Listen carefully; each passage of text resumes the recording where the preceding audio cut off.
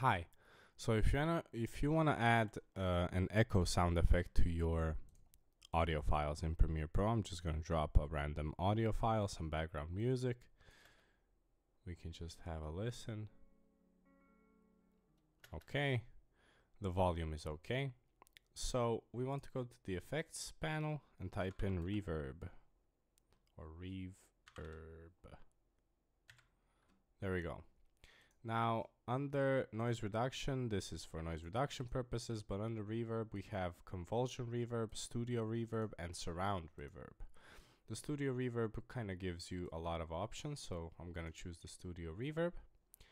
And here in your effects controls panel, you can see the custom setup. If you click on edit, you're gonna get this window where there's a bunch of settings about the room size, the decay, the refractions, width, and all the parameters you can control with a standard reverb.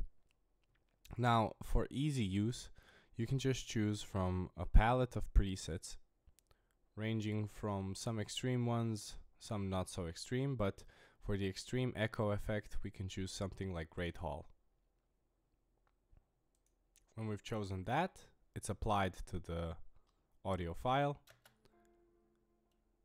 And now if you can hear, we have this big reverb on the audio file. And that's it. Good luck.